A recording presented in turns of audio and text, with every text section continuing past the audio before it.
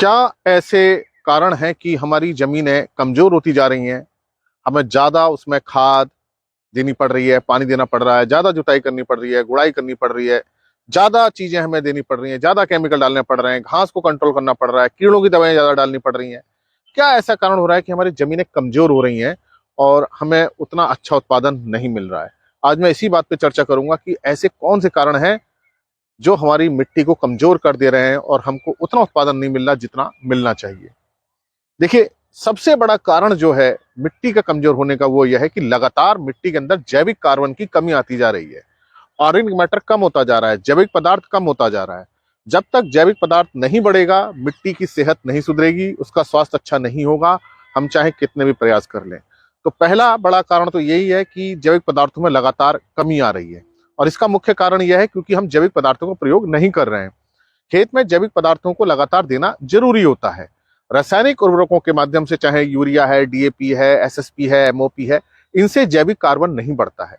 जैविक कार्बन जैविक पदार्थों को डालने से बढ़ेगा, जैसे कि गोबर की खाद है, कंपोस्ट है, केचुई खाद है, हरी खाद है, फसल अवशेषों को मिलाना है।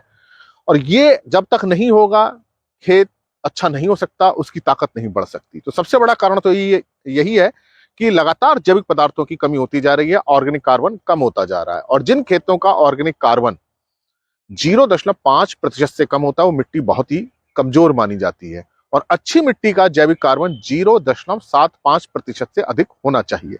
इसलिए हमको यही प्रयास करना चाहिए, चाहे किसी भी माध्यम से हम अपने खेत में जैविक पदार्थों की मात्रा को बढ़ाएं, चाहे हम हरी खाद लें, चाहे गोबर की खाद डालें, या कोई भी हम किसी भी प्रकार की कंपोस्ट या दूसरी तरह की खाद का प्रयोग करें।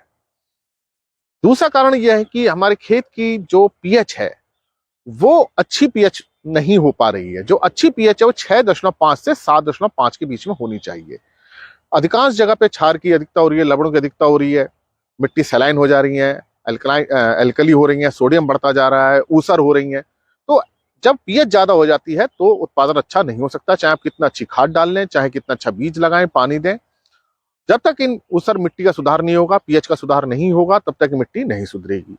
या कुछ क्षेत्रों की मिट्टी बहुत एसिडिक है, अम्लीय है, जिनकी पीएच 6.5 से कम है, पीएच 4, 4.5, 5 है, तो ये मिट्टी एसिडिक हो जाती है। कुछ ही फसलें इसमें हो पाती हैं, सारी फसलें नहीं हो पाती। तो ये एक बड़ा कारण है कि मिट्टी का या तो ऊसर हो जाना या मिट्टी का अम्लीय हो जाना। मिट्टी की पीएच का या तो 7.5 से ज्यादा हो गई है या 6.5 से कम हो गई है। जब तक पीएच नहीं सुधरेगी, पोषक तत्वों की उपलब्धता नहीं बढ़ेगी, सूक्ष्म जीव अच्छी तरह से काम नहीं कर पाएंगे, बैक्टीरिया फंगस वो अपना काम नहीं कर पाएंगे।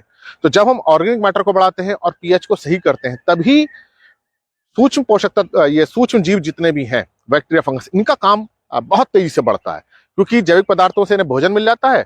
और इस पीएच के बीच में इनकी एक्टिविटी सबसे ज्यादा होती है, बहुत जल्दी मल्टीप्लाई करते हैं और उसका असर हमें देखने को मिलता है। अगर मिट्टी ऊसर है या अम्लीय है और उसमें हम जैविक पदार्थ डाल रहे हैं, तो उतने अच्छे रिजल्ट हमें देखने को नहीं मिलते। अगर जैविक पदार्थों के साथ साथ मिट्टी की पीएच भी अच्छी हो जाए, तो बहुत अच्छा रिजल्ट देखने को मिलता है। मिट्टी की क्वालिटी बहुत अच्छी होती है, उसकी हेल्थ अच्छी होती है और बड़ा अच्छा उत्पादन मिलता है। तो इन दोनों को बैलेंस करना बड़ा जरूरी है।